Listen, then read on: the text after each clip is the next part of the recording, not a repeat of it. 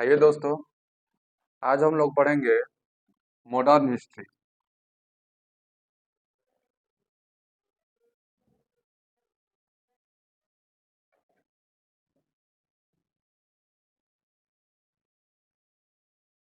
Modern history और modern history को हम लोग हिंदी में आधुनिक इतिहास कहते हैं।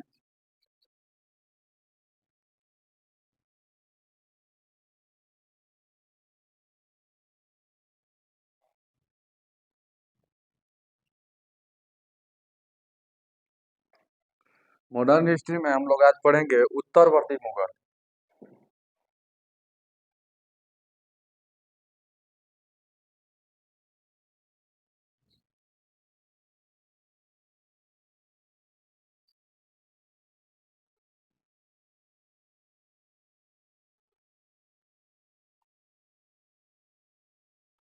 और उत्तरवर्ती मुगल काल पढ़ने से पहले हम लोग मुगल के बारे में कुछ जान लें। तो सबसे पहले हम लोग देखेंगे प्रारंभिक मुगल काल।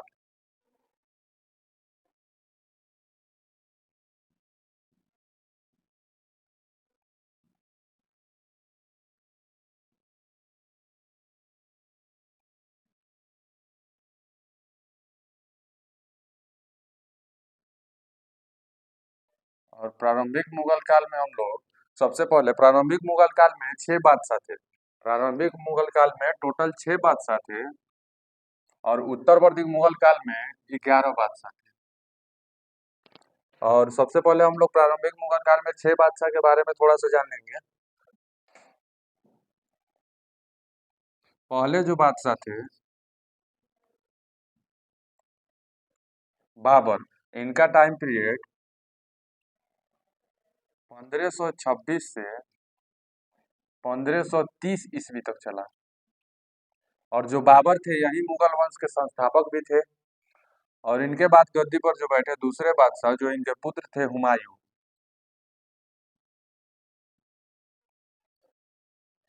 इनका जो टाइम पीरियड चला 1530 से 1540 तक चला। और इसी बीच एक शासक आ गए थे शेरशाह सूरी, जिनसे युद्ध हुआ और यह निर्वास यानी कि देश से बाहर चले गए थे 15 वर्ष के लिए। और फिर जब दोबारा आए तो इन्होंने शासक किया। और दूसरा जो इनका शासन काल स्टार्ट हुआ 1555 से 1556, और 56 में इनकी मृत्यु हो गई। तो हुमायूं एक ऐसे शासन थे जिसने भारत पे 2 बार शासन किया था। और तीसरे जो बादशाह हैं अकबर,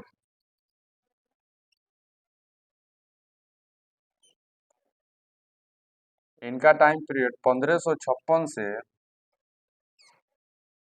1605 ईस्वी तक चला। और अकबर के बारे में हम लोग थोड़ा सा जान लेंगे। अकबर एक इकलौते बादशाह थे जो 13 वर्ष 4 महीना की उम्र में गद्दी पर बैठे थे। और चौथे बादशाह के बारे में हम लोग जानेंगे जहांगीर।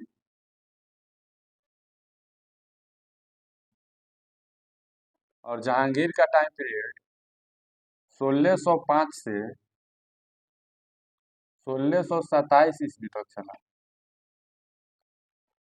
और इनके बाद जो गद्दी पे बैठे 5 नंबर के जो बादशाह थे शाहजहां,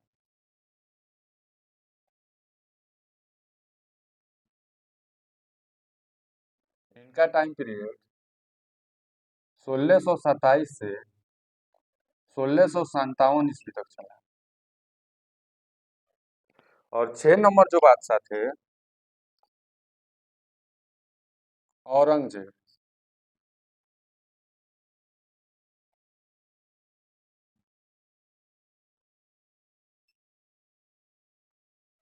इनका जो टाइम पीरियड चला 1657 से 1707 ईस्वी तक चला।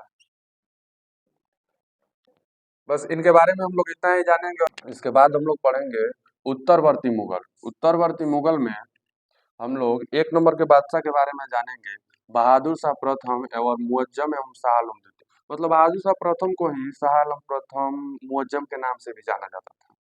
इनका जो टाइम पीरियड रहा 1707 ईस्वी से लेकर 1712 ईस्वी तक। और बहादुर शाह प्रथम को शाह ए बेखबर के नाम से भी जाना जाता है। इनको एक उपाधि दी गई थी, शाह ए बेखबर की उपाधि दी गई थी। और बहादुर शाह प्रथम ने गद्दी पे बैठने के लिए अपने दोनों भाइयों से युद्ध लड़ा। औरंगजेब के कुल 3 पुत्र थे। एक मुअज्जम, जिनको बहादुर शाह प्रथम हम लोग कहते हैं, और दूसरे जो इनके पुत्र थे आजम, और तीसरे जो पुत्र थे कामबख्श। तो बहादुर शाह प्रथम गद्दी पे बैठने के लिए अपने दोनों भाई से युद्ध लड़ता है। जो आजम से युद्ध लड़ता है, जजाऊ का युद्ध लड़ता है जो आगरा के पास लड़ा, और फिर काम वक्त से जो बहादुर शाह प्रथम युद्ध लड़ता है अपने भाई से, बीजापुर का युद्ध, और दोनों को पराजित करके फिर बहादुर शाह प्रथम गद्दी पे बैठता है। बहादुर शाह प्रथम ने एक और अच्छा काम किया। संभाजी के पुत्र थे साहू, जिनको बहादुर शाह के पिता औरंगजेब ने कैद किया था, और बहादुर शाह प्रथम जैसे गद्दी पे बैठता है, साहू को मुक्त कर देता है। बहादुर शाह प्रथम गुरु गोविंद सिंह के साथ मिलकर राजपूतों को पराजित करता है। और यहाँ पे हम लोग गुरु गोविंद सिंह के बारे में अब जानेंगे। गुरु गोविंद सिंह सिख धर्म के 10वें एवं अंतिम गुरु थे। गुरु गोविंद सिंह सिख धर्म के 10वें एवं अंतिम गुरु थे। और बहादुर शाह प्रथम के बारे में इनके समय एक इतिहासकार थे, सिडनी ओवेन। इतिहासकार साहब ने बहुत अच्छी बात कही कि बहादुर शाह प्रथम इकलौते बादशाह हैं जिन्होंने कुछ अच्छे कार्य किए। अब अच्छे कार्य क्यों नहीं कहेंगे, क्योंकि साहू को कैद से मुक्त कर दिया। अब इससे अच्छा कार्य क्या हो सकता है, जिसको किसी को कुछ वर्षों से कैद किया गया हो और उसको गद्दी पे बैठ के उसको रिहा कर दिया जाए। इससे अच्छा कार्य तो मेरे नजर में नहीं हो सकता। और दूसरे जो शासक हैं 2 नंबर, इनके बारे में तो हम लोग जान लिए।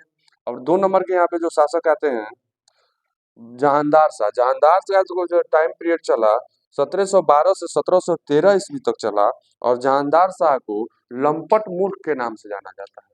जो जहानदार शाह थे, इनको लंपट मूर्ख के नाम से जाना जाता है। और जहानदार शाह को गद्दी पे बैठाने में सबसे ज्यादा किसी का योगदान था, तो जुल्फिकार खां का था।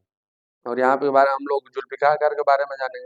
जब सारे लोग जहानदार शाह का विरोध कर रहे थे, उस टाइम जुल्फिकार खान ने जहानदार शाह का सपोर्ट किया और उसको गद्दी पे बैठाया। बट गद्दी पे बैठते ही जहानदार शाह ने अपना भी कर्तव्य निभाया। यहाँ पे जुल्फिकार खान को वजीर बना दिया। जैसे ही जहानदार शाह गद्दी पर बैठा, जुल्फिकार खान को वजीर बना दिया। मतलब वजीर का मतलब उस समय के टाइम होता था कि शासक तो जहानदार शाह केवल नाम का था, जो वजीर होता था सारा पावर उसी के हाथ में होता था। और यहाँ पे जहानदार शाह का संबंध एक लाल कुमारी नामक नर्तकी थी, उससे संबंध था इनका। मतलब जितने भी राजा हुए सबका संबंध किसी न किसी से था। लेकिन इसमें सबसे बड़ी और अच्छी बात ये थी कि लाल कुमारी नर्तकी एक हिंदू थी। और जैसे ही इनका संबंध इनसे साबित हुआ, तो लाल कुमारी नर्तकी ने जहानदार शाह से निवेदन किया कि जो जजिया कर लगता है, जजिया कर को समाप्त किया जाए। क्योंकि जजिया कर के बारे में हम लोग जाने, जजिया कर हिंदू हिंदू सिख ईसाई, मतलब जितने भी लोग, मुस्लिम लोगों को छोड़ के जितने भी धर्म के लोग होते थे, मतलब मूर्ति पूजक, जितने भी लोग मूर्ति का पूजा करते थे, उन लोगों से जजिया कर लिया जाता था। और फिर यहाँ पे सैयद बंधुओं ने जहानदार शाह की हत्या कर दी। अब यहाँ पे सैयद बंधु कौन है, तो एक गुट था हिंदू गुट, उसमें 2 भाई थे, अब्दुल्ला खां और हुसैन खां। सैयद बंधु मतलब हिंदुस्तानी गुट में सैयद बंधुओं के सहयोग से चलता था। और सैयद बंधु दो ही थे, दोनों भाई थे, अब्दुल्ला खां और हुसैन अली खां। इन लोगों ने जहानदार शाह की हत्या कर देते हैं। और उसके बाद सैयद बंधुओं के सहयोग से ही 3 नंबर के जो बादशाह थे फारूक सियर, इनको गद्दी पे बैठाया जाता है। और फारूक सियर का जो टाइम पीरियड चला 1713 से 1719 ईस्वी तक। और फारूक सियर उस टाइम का सबसे खूबसूरत बादशाह थे, मतलब इनसे खूबसूरत कोई बादशाह हुआ ही नहीं। और इनका भी संबंध एक मीर जुबला नामक स्त्री से था। और मीर जुबला के बारे में यहाँ को हम लोग जानेंगे। जो स्त्री थी वो मुस्लिम थे। मीर जुबला जो स्त्री थी वो मुस्लिम थी। और फारूक सियर जैसे गद्दी पे बैठते हैं, पुनः जजिया कर को फिर से लागू कर देते हैं, क्योंकि जिनका इनका जो संबंध था वो तो मुस्लिम लड़की थी। और यहाँ पे जानदार साहब में हम लोग पढ़े थे, जिनका संबंध जो लाल कुमारी से था वो हिंदू थे। और फारूक सियर गद्दी पे बैठते ही जजिया कर को पुनः लागू कर देते हैं। इनको घृणित कायर भी कहा जाता था। और सैयद बंधुओं के सहयोग से गद्दी पे बैठे थे। फारूक सियर सैयद बंधुओं के सहयोग से गद्दी पे बैठे थे, क्योंकि सैयद बंधुओं ने जहांदार शाह की हत्या कर दी थी। और यहाँ पे फारूक सियर जैसे सैयद बंधुओं के सहयोग से गद्दी पे बैठे, तो सैयद बंधु हमने अभी बताया कि दो भाई थे, एक अब्दुल्ला खां और दूसरे भाई थे हुसैन अली खां। तो हुसैन अली खां को इसने मीर बख्शी बना दिया और अब्दुल्ला खां को वजीर बना दिया। मतलब फारूक सिया जैसे गद्दी पे बैठे, जिनके सहयोग से बैठे थे, उनके लिए तो कुछ करना हमारा कर्तव्य बनता है। तो इन दोनों भाइयों को उन्होंने एक एक पद सौंप दिया।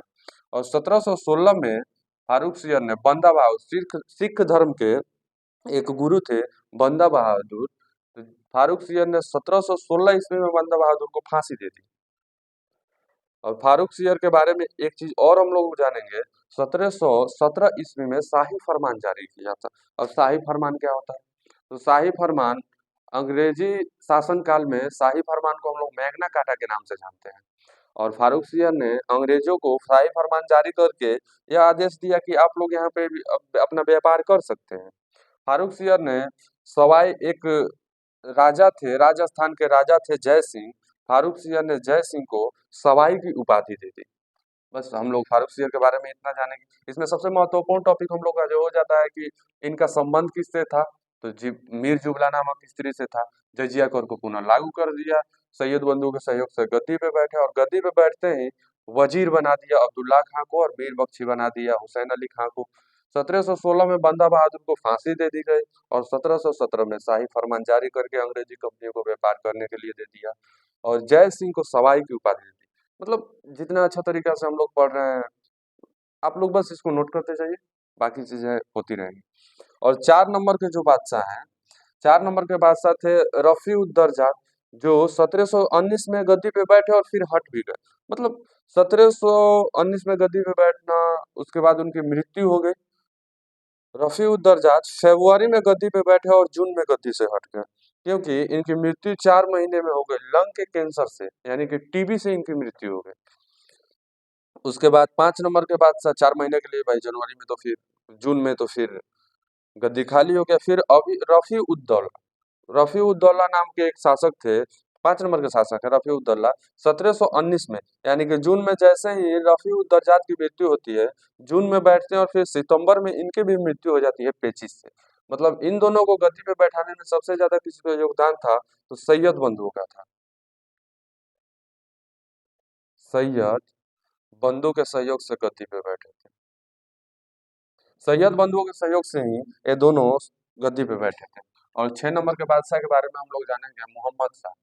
मोहम्मद शाह का जो शासनकाल चला, 1719 से लेकर 1748 ईस्वी तक चला। और मोहम्मद शाह को रंगीला बादशाह के नाम से जाना जाता है। मोहम्मद शाह को रंगीला बादशाह के नाम से जाना जाता है।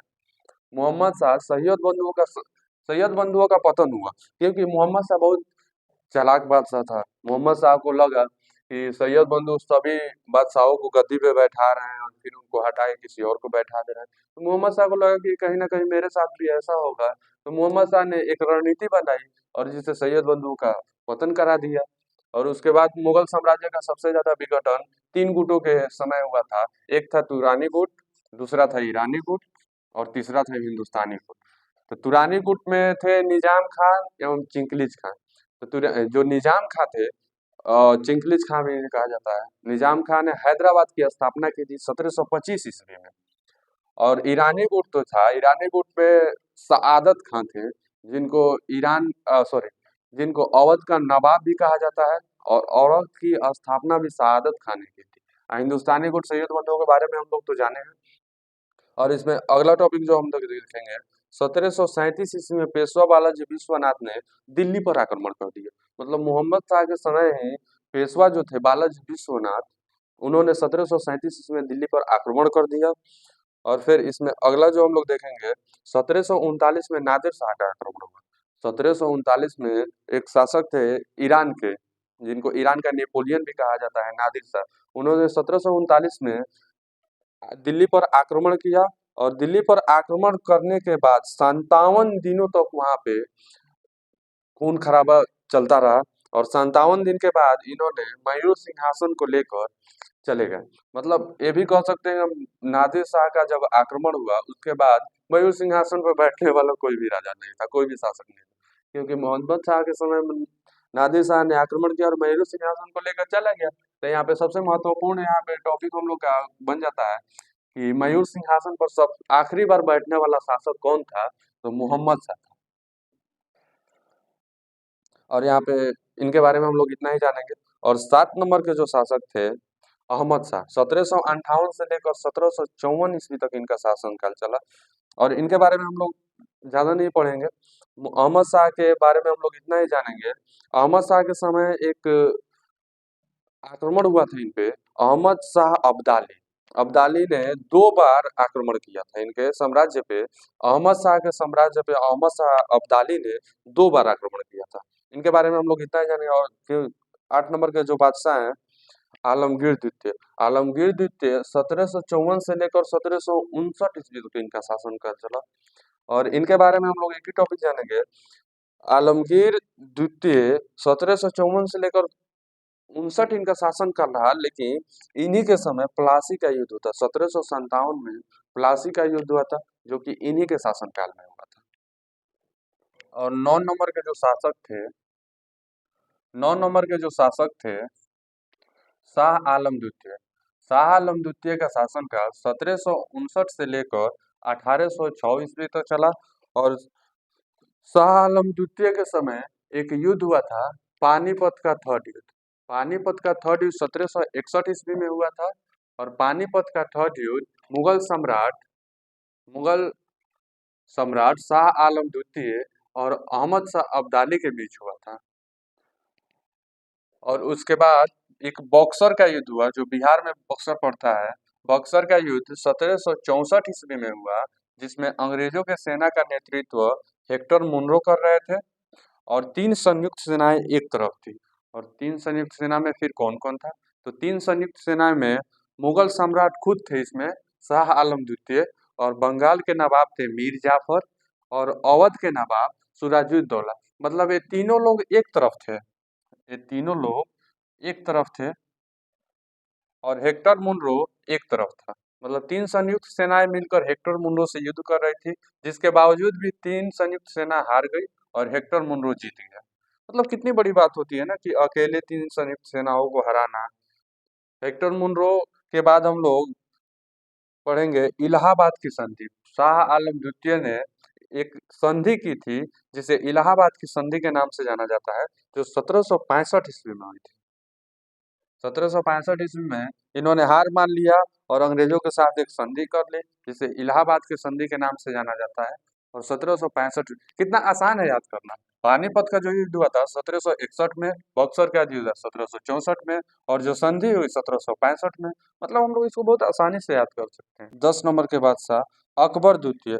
अकबर द्वितीय का शासनकाल 1806 ईस्वी से लेकर 1837 ईस्वी तक चला। और इन्होंने राजा राम मोहन राय को राजा की उपाधि दे दी थी। और राजा राम मोहन राय जो थे, उनको आधुनिक भारत का पिता भी कहा जाता था। राजा राम मोहन राय को आधुनिक भारत का पिता भी कहा जाता था। और फिर अकबर द्वितीय लॉर्ड विलियम बेंटिंक के साथ मिलकर सती प्रथा का अंत भी कर दिया। 1829 ईस्वी में लॉर्ड विलियम बेंटिंक के साथ मिलकर 1829 में, सन याद रखिएगा, सती प्रथा का अंत कब हुआ था, 1829 ईस्वी में। और अकबर द्वितीय अंतिम मुगल बादशाह थे जिनका चित्र सिक्कों पर छपा था। अकबर द्वितीय अंतिम मुगल बादशाह थे जिनका चित्र सिक्कों पर छपा था। अकबर द्वितीय के बारे में हम लोग मात्र 4 टॉपिक जानेंगे, जो कि बहुत महत्वपूर्ण है। इन्होंने राजा राम मोहन राय को राजा की उपाधि दी थी। राजा राम मोहन राय को आधुनिक भारत का पिता भी कहा जाता था। और फिर जो लास्ट सबसे है, 1829 ईस्वी में सती प्रथा का इन्होंने अंत किया था, अकबर द्वितीय और लॉर्ड विलियम बेंटिंक के साथ मिलकर। और लास्ट जो टॉपिक हम लोग पढ़ेंगे, अंतिम मुगल बादशाह थे जिनका चित्र सिक्कों पर छपा था। और फिर इसके बाद हम लोग 11 नंबर के बादशाह के बारे में जानेंगे।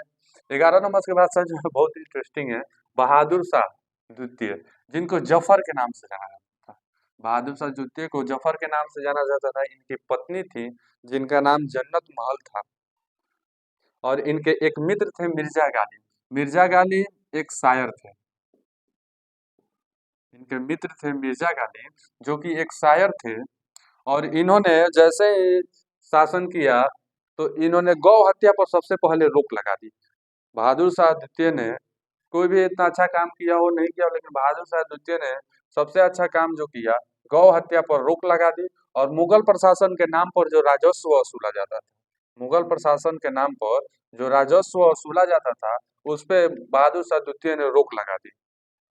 और इनकी मृत्यु 1862 ईस्वी में इनको कैद करके रंगून ले गया गया, और वहां पे रंगून में ही इनकी मृत्यु हो गई। तो इसमें एक चीज हम लोग को सबसे कॉमन देखने को मिलता है कि मुगल साम्राज्य के उत्तरवर्ती मुगल काल के कौन कौन ऐसे बादशाह हैं जिनका कब्र भारत के बाहर है। तो भारत के बाहर जो एक नंबर के बादशाह हैं बाबर, और उत्तर वैदिक और मुगल और मुगल, ये तो मुगल के शासक थे बाबर, इनका कब्र काबुल में है, जो कि भारत से बाहर है। और दो नंबर के जो बादशाह हैं जहांगीर, जहांगीर का भी जहांगीर भी मुगल साम्राज्य के बादशाह हैं, इनका भी कब्र लाहौर में है, जो कि पाकिस्तान में पड़ता है। और तीन नंबर के जो बादशाह है उत्तर वैदिक मुगल काल के, बहादुर शाह द्वितीय, जिनका कब्र रंगून में है। रंगून में इनकी मृत्यु हो गई और वहीं पे इनका कब्र बनवा दिया गया। और बहादुर शाह द्वितीय को शायर भी कहते थे, शायर।